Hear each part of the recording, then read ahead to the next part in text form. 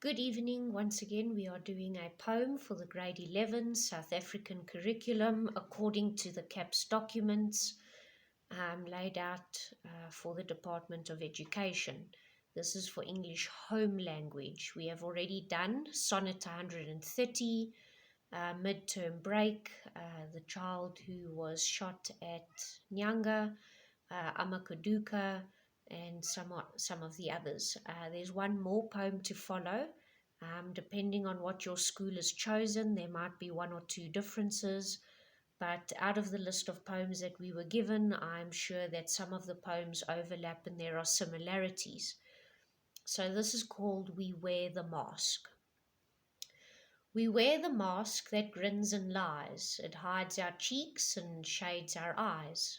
This debt we pay to human guile. With torn and bleeding hearts we smile and mouth with myriad subtleties. Why should the world be overwise in counting all our tears and sighs? Nay, let them only see us while we wear the mask. We smile, but, O great Christ, our cries to thee from tortured souls arise. We sing, but oh, the clay is vile beneath our feet and long the mile. But let the world dream otherwise. We wear the mask. Okay, written by Paul Laurence Dunbar in the late 19th century following the American Civil War. One of the issues of the Civil War was the matter of slaves. The continuation of them, the emancipation of them, in other words, the freeing of them and allowing them to have their own land and homes and lives. There were many other social, political, and economic issues at the time. But one of the things that is remembered the most is the slavery, obviously because of the great amount of hardship, suffering, the people being treated as objects. So what this gentleman has done is written a poem looking at the deception on the part of the slaves. So all through the poem, we seem to be focusing on the mask that grins and lies. It's the debt, we smile, we sing, and it seems almost as though the poem has a light cheerfulness to it, and that comes across in the diction, the rhyme, and obviously the rhyme scheme, which we'll come to later.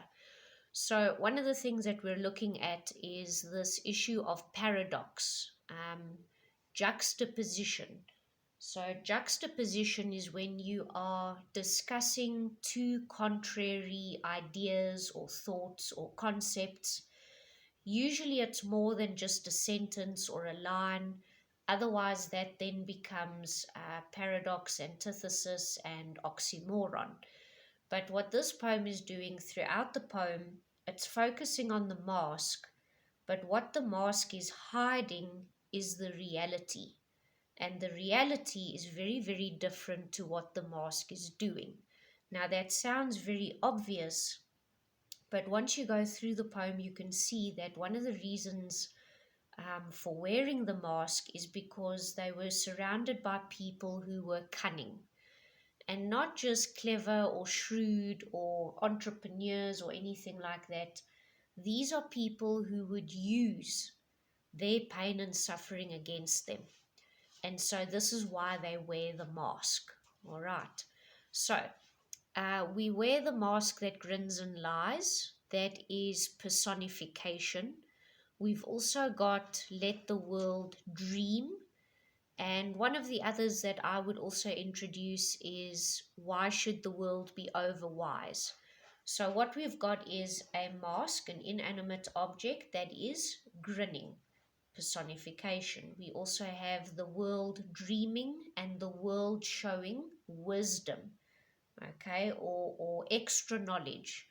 And that is personification, all right? It doesn't always have to be something in nature or an inanimate object that has human-like qualities or attributes. It can be a wide range of things.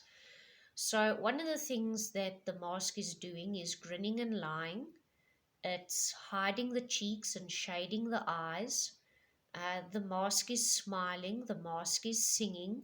So, for all intents and purposes, anybody looking at these people would assume that nothing has gotten to them, that they are not affected by what is going on. But it's almost like, as the reader, we are let in on the secret. We are now privy to knowledge that perhaps the slave masters and the owners did not have. All right. So the rhyme scheme is part of a French form of poetry.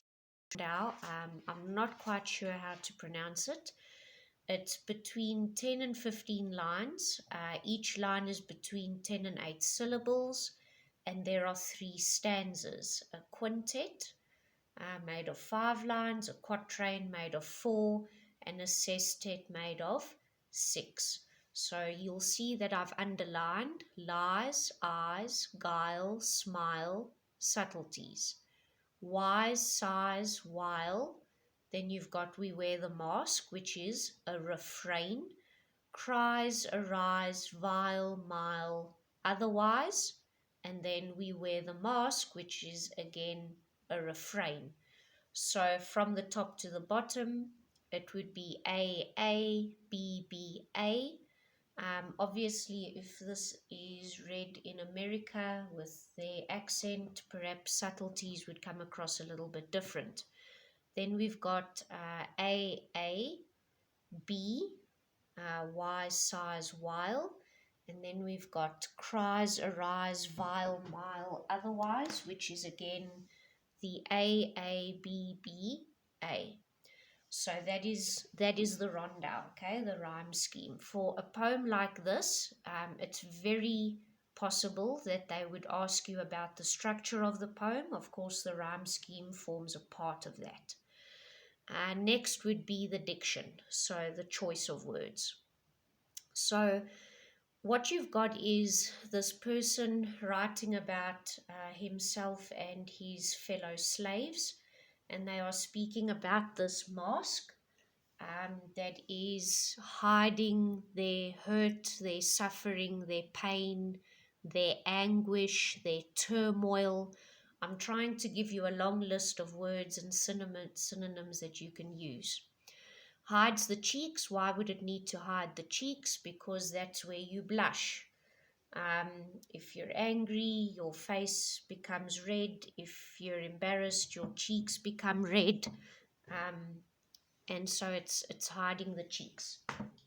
And then we've got shading the eyes. So in your eyes, not only can you see tears, but the dilation and the contraction of the pupil, depending on if you like something that you see or you don't.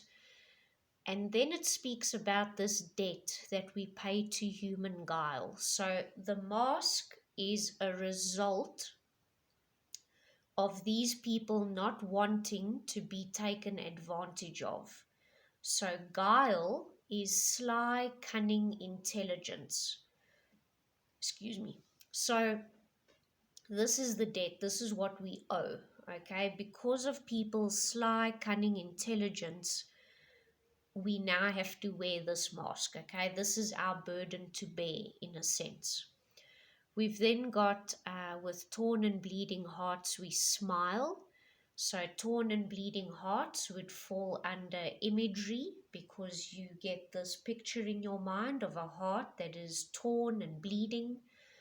And mouth with myriad subtleties. So myriad means countless, great number, a lot, many, much. And subtleties, if something is subtle, it flies beneath the radar, it's indirect, it's implied. If we look at the context, and these are slaves, maybe they are murmuring under their breath, maybe they are mumbling, maybe they are not speaking loudly, they are mouthing these subtleties. So if you look at somebody who's speaking something but you can't actually hear them, you can see the mouth move. I put there clever indirect methods because that's also a way that you can do something. You can be subtle about an action. Then they ask the question, rhetorical, why should the world be overwise? So already the world is wise, it has knowledge of what is happening, and they want to know, why should it be overwise? Why should we give them more information? And what information could they give them? In counting the tears and sighs. Okay, so actually looking at them and seeing, okay, we're getting to them, because you would have to imagine the hardship and the suffering that slaves would go through, not only in being taken from their land, but the journey to the new land, changing hands to the new masters, turmoil and anguish. So tears and sighs. No, the poet says, let them only see us while we wear the mask. So the mask could also be seen as some kind of coping mechanism. So in other words, we're not going to let them know that they've gotten to us. We're not going to give them the satisfaction that they have actually hurt us or broken us. So no, they will only see us while we wear the mask. Then we go to the next part. We smile, but. So but is usually a change in tone, and it's also offering a different viewpoint, a perspective. O great Christ, our cries to thee from tortured souls arise. So here you can see the vulnerability. They are crying out to the Lord from the tortured souls. So in other words, the only person that they can turn to is God. And I've put a little pink asterisk there, because that is apostrophe. It is a figure of speech. It's when you are addressing someone who isn't physically there. Poets also usually do it with death, lady luck, lady fortune. So they speak about these anthropomorphic personifications. Maybe I should do a separate video on that, because it comes up quite a bit in Shakespeare and poetry. And also, if somebody isn't there, there's a poem called London, and there the person addresses Milton, who had actually died 200 years before. So that is apostrophe. Tortured souls falls again under imagery. Torture is undergoing extreme pain and physical abuse. We sing, but oh, the clay is vile. So we've got the but again, and now they're talking about actual ground, the clay that they are walking on.